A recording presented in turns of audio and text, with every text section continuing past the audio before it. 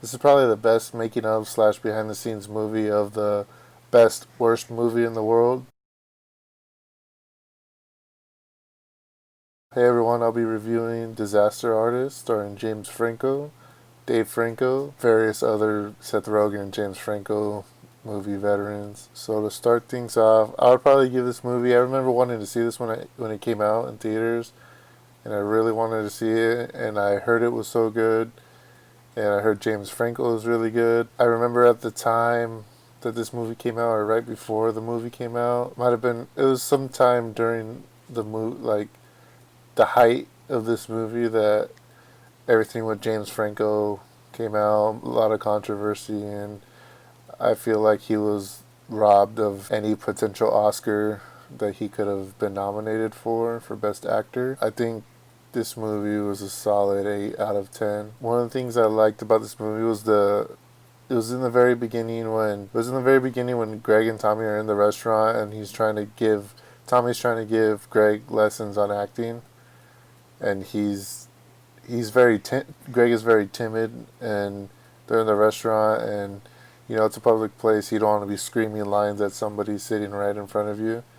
And Tommy's like, no, you gotta have like courage, basically, and like, who cares what other people think? And that's the part I liked, is like, if you're if you want to do something in life, it's like, who cares what other people think? That Greg wants to be an actor, so he should feel comfortable with himself to be doing these lines anywhere. Pretend he's like on a set somewhere, you know, space everyone else out and just practice. James Franco really disappeared into this character of Tommy Wiseau.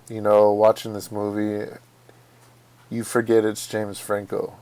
You can't really even tell his face. I know they did like some makeup on his face to make him look more like Tommy Wiseau, but he is just completely transformed into Tommy, and it was just amazing to watch. Something else I really loved about this movie was the chemistry between James Franco and his brother Dave.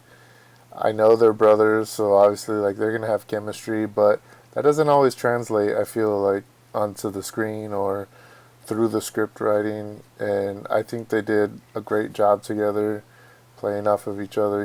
There's some real emotional scenes in there. I love the way they set up the bond initially, because Greg is this very timid person, like I said, and Tommy is just kind of this, I'm going to do what I want. Just from the very beginning when they're in the acting class, he's being very dramatic, and Greg is so timid, and he's like almost afraid to act, to like let himself be. They create that bond over acting because Greg thinks Tommy's very good at acting. Like, I've never seen someone with that much courage, and it just grows from that. They start spending time together, and then they have a crazy idea to move to LA, and they do it. When I was watching this movie, and as it was progressing, this movie made me not want to go and watch The Room.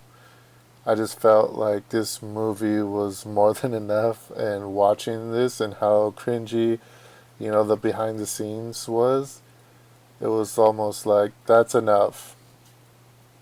I don't need to go watch this movie. I mean, I did. I had to. If I was going to watch this, I had to watch The Room. So to me, James Franco in this movie was so good, I started to hate him in this movie.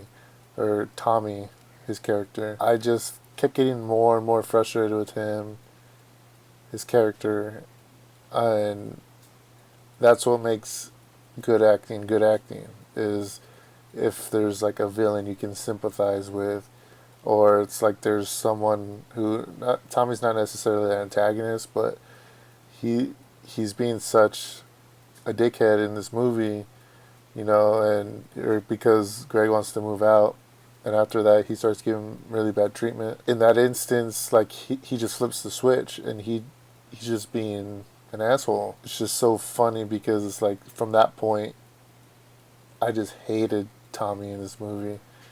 Like James Franco just played him, I feel like, so well, and it was to the point where to me as an audience, I just couldn't stand him at a certain point in the movie.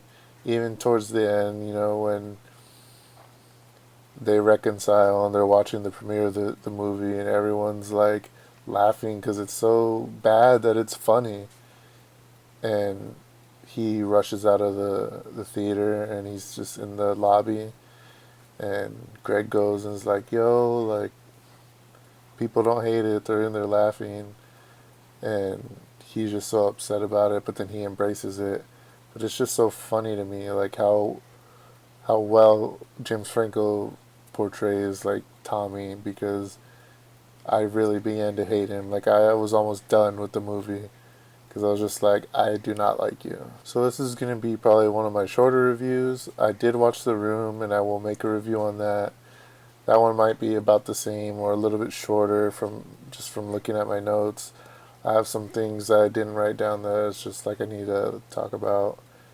But I will be uploading that review after this one. And then I have one more review coming out later this week after that. Thank you guys for watching. Don't forget to give this video a thumbs up.